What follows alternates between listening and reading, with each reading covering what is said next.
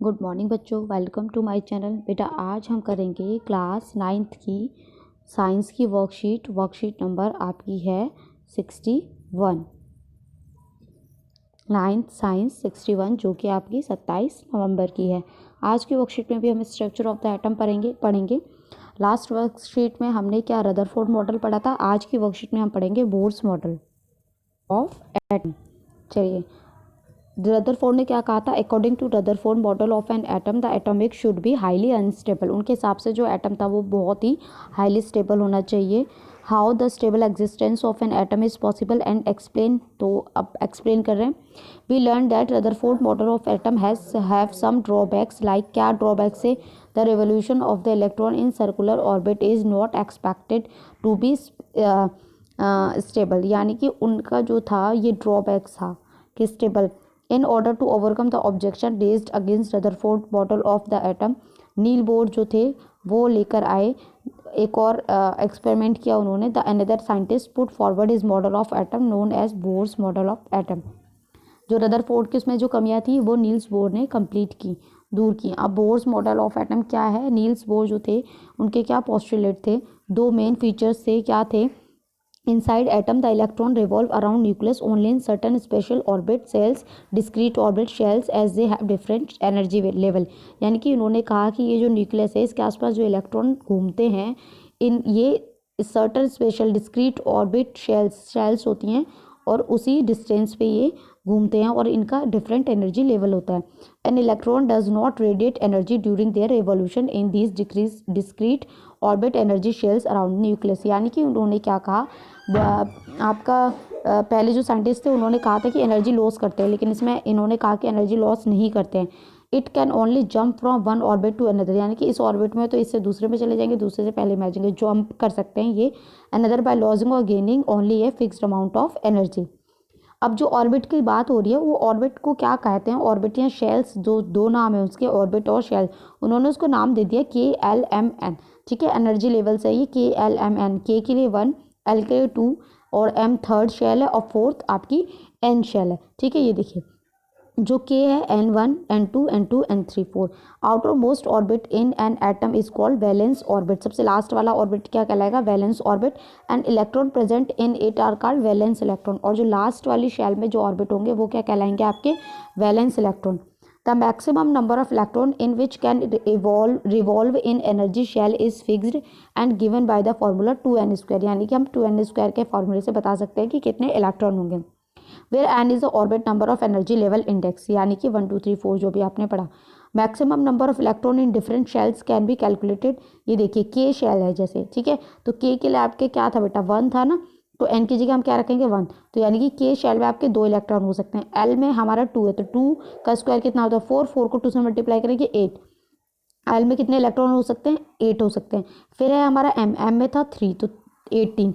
यानी 2 8 और 18 और उसके बाद फिर आप 4 रख के देखिएगा तो ये आपका आ जाएगा। ठीक है, और इसको कहते हैं आउटर मोस्ट ऑर्बिट को कहते हैं ऑक्टेट रूल। ठीक है, मैक्सिमम नंबर कितने हो सकते हैं? 8 electron that can be accommodated in outer most shell, उसको हम कहते हैं ऑक्टेट रूल।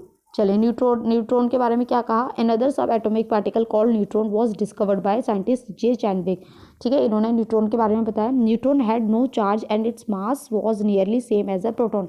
इस पर कोई चार्ज नहीं होता है न्यूट्रॉन पे और इसका जो मास होता है वो प्रोटॉन के मास के बराबर होता है। न्यूट्रॉन को कैसे रिप्रेजेंट करते हैं? एन से करते हैं।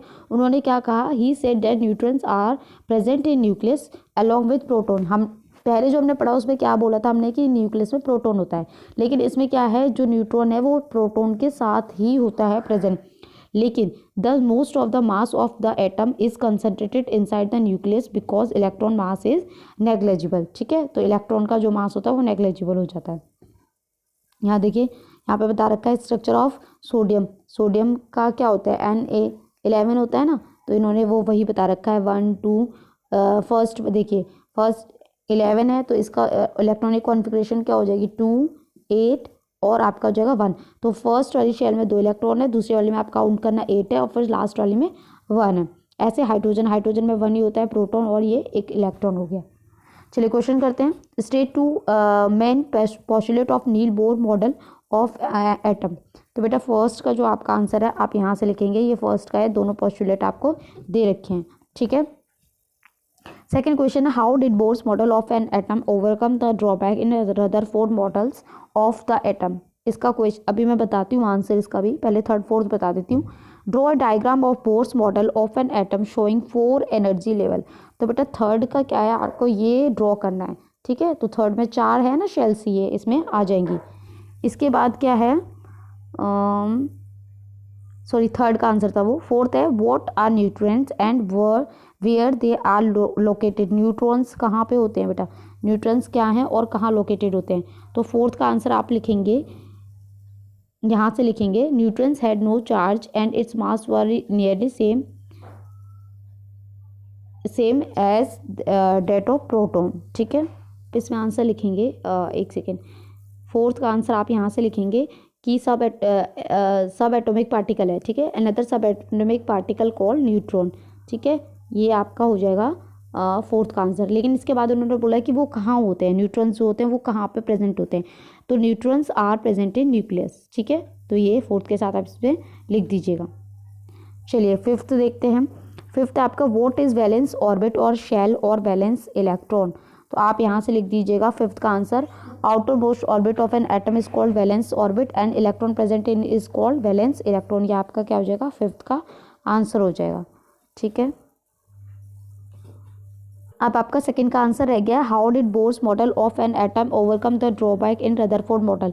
रदरफोर्ड ने जो कहा था उसका जो ड्रॉबैक था उन्होंने उसको बोर्स ने कैसे दूर किया, यानी कि उन्होंने क्या कहा।